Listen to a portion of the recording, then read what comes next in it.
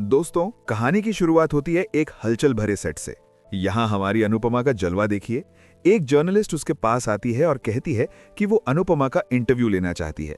लेकिन हमारी अनुपमा, वो तो हमेशा की तरह जमीन से जुड़ी हुई है। उसे लगता है भला मैंने ऐसा क्या कर दिया। वो पहले नानुकुर करती है, लेकिन यहाँ जर्नलिस्ट ने क्या बात कही है भाई।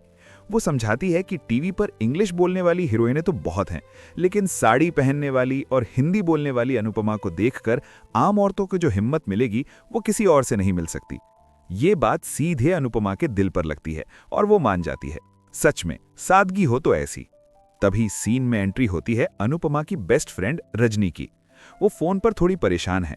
बेटी क्रिसमस पर आ रही है और गिफ्ट्स की टेंशन है। लेकिन जहां अनुपमा हो वहां टेंशन कैसी। अनुपमा तुरंत अपनी दोस्त की मदद के लिए तैयार हो जाती है। दोस्ती हो तो ऐसी। लेकिन रुकिए दोस्तों, जहां एक तरफ अनुपमा इतनी अच्छी है, वहीं दूसरी तरफ उसके अपने बच्चे। उफ, अब जो सीन आने वाला है उसे देखकर आपका खून खौल उठेगा। देखिए जरा इन सेलिब्रिटी बच्चों के नखरे। अब हम चलते हैं शाह हाउस, जहां तोशु और पाखी का ड्रामा चल रहा है। भाई साहब, घर के अंदर काला चश्मा लगाकर कौन घूमता है। मीडिया वाले इनका इंटरव्यू ले रहे हैं।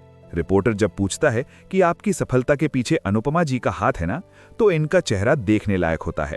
ये दोनों साफ मुकर जाते हैं। पाखी बड़े स्टाइल में कहती है, हम तो बॉर्न स्टार्स हैं। और तोशु, वो तो एक कदम आगे है। कहता है, दादी नानी सिर्फ नजर उतारने के लिए होती हैं, करियर बनाने के लिए नहीं।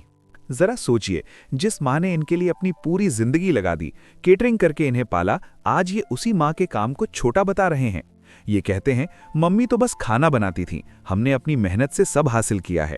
कितनी बेशर्मी से ये दोनों झूठ बोल रहे हैं, जबकि हम सब जानते हैं कि अनुपमा के बिना ये जीरो थे। सच में पैसा आ गया मगर तमीज नहीं आई। खैर, इन बदतमीज बच्चों को छोड़िए और वापस सेट पर चलते हैं। यहाँ हवा में थोड़ा रोमांस है। ये है वरुण, एक बड़ा स्टार लेकिन दिल का हीरा। ये लड़का खुद अपने हाथों में वड़ा पाव के डिब्बे लेकर आ रहा है। क्यों? शायद अनुपमा की असिस्टेंट भारती को इम्प्रेस करने के लिए। अनुपमा ये सब दूर से देख रही है और उसके चेहरे पर वो मम्मी वाली स्माइल है। उसे भी लग रहा है कि यहाँ कुछ तो खिचड़ी पक रही है।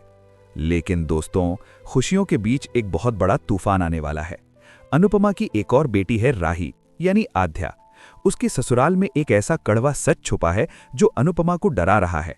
आखिर क्या हुआ था उस घर में, चलिए जानते हैं। अनुपमा और रजनी बाजार में शॉपिंग कर रहे हैं। यहाँ एक बड़ा खुलासा होता है।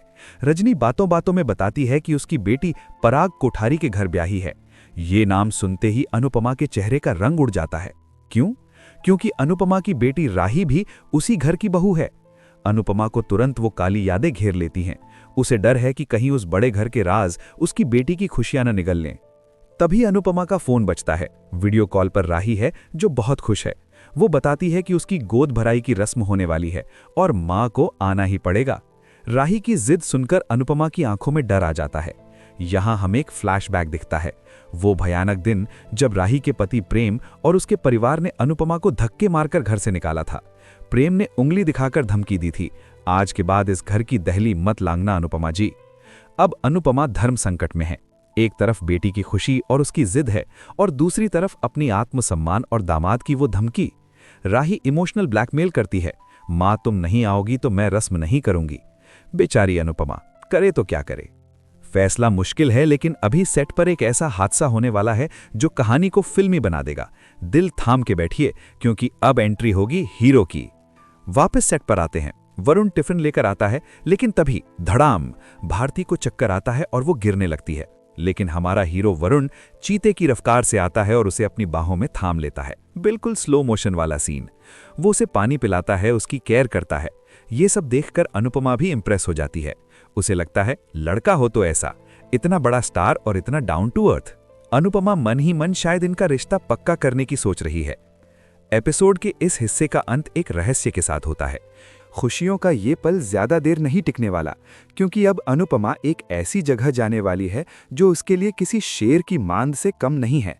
वो अपनी दोस्त रजनी के घर प्रसाद देने जा रही है, लेकिन उसे ये नहीं पता कि उस घर का मालिक कौन है। तैयार हो जाइए एक बहुत बड़े धमाके के लिए।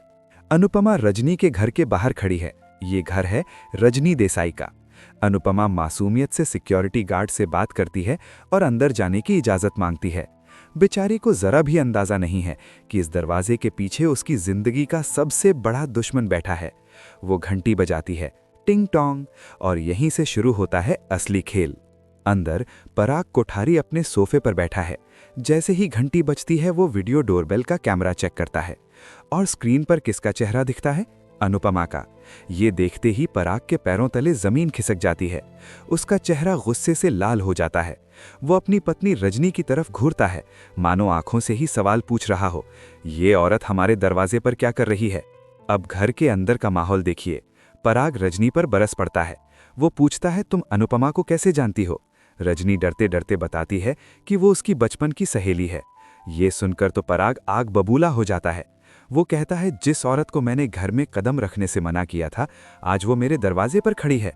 उसे लगता है कि अनुपमा जानबूझकर आई है, उन्हें फिर से जलील करने के लिए। पराग कोठारी का ईगो इतना बड़ा है कि उसे अनुपमा की सादगी में भी साजिश नजर आती है। बाहर अनुपमा खड़ी है, अंदर तूफान मचा है। पराग हुक्म देता है कि दरवाजा मत खोलना, लेकिन किस्मत देखिए, सिक्योरिटी गार्ड पहले ही गेट खोल चुका है और अनुपमा लॉन तक आ चुकी है। अब क्या होगा? क्या आमना सामना होगा? दिल की धड़कनें बढ़ा लीजिए दोस्तों। अंदर अनुपमा आती है, हाथों में टिफिन और प्रसाद लेकर। उसे लगता है रजनी किसी मुसीबत में है, इसलिए दरवाजा नहीं खोल रही। लेकिन तभी सामने आता है पराग कोठारी। अनुपमा उसे देखकर सन्न रह जाती है। वो समझ जाती है कि ये रजनी का पति है। पराग बिना किसी लिहाज के अनुपमा पर वार करता है। वो कहता है, मैंने कहा था ना कि इस घर में कदम मत रखना। वो अनुपमा पर इल्जाम लगाता है कि वो अपनी बेटी राही और उनकी इज्जत के पीछे पड़ी है। अनुपमा की आंखों में आंसू आ जाते हैं। वो सिर्फ प्यार बांटने आई थी, लेकिन बदले में उसे फिर से नफरत और बेइज्जती मिल रही है। पराग साफ शब्दों में कहता है, अपने पोते पोती को लो और हमारी जिंदगी से दूर हो जाओ। इतनी बेइज्जती सहने के बाद सीन शिफ्ट होता है गणपति बप्पा की आरती पर। अनुपमा टूटी हुई है, लेकिन उसकी आस्था नहीं। वो बप्पा के सामने हाथ जोड़कर खड़ी है। वो अपने लिए नहीं, अपने बच्चों की सलामती मांग रही है। वो कहती है, हे बप्पा, मेरी राहों में चाहे कितनी ही कांटे हों, मेरे बच्चों का दामन खुशियों से भर देना। यहाँ हमें अनुपमा की असली ताकत दिखती है। दुनिया उसे कितना भी गिराने की कोशिश करे, वो अपनी अच्छाई और संस्कार नहीं छोड़ती। आरती के दियों की लौ के साथ अनुपमा की आंखों में एक नई उम्मीद भी चमक रही है। एपिसोड के अंत में एक सवाल छूट जाता है, क्या अनुपमा पराग कोठारी की नफरत को जीत पाएगी? क्या राही की गोद भराई में अनुपमा जा पाएगी, या फिर ये रिश्ता हमेशा के लिए टूट जाएगा? और उधर वरुण और भारती की कहानी क्या नया मोड़ लेगी? दोस्तों, ड्रामा अभी खत्म नहीं हुआ है, ये तो बस शुरुआत है।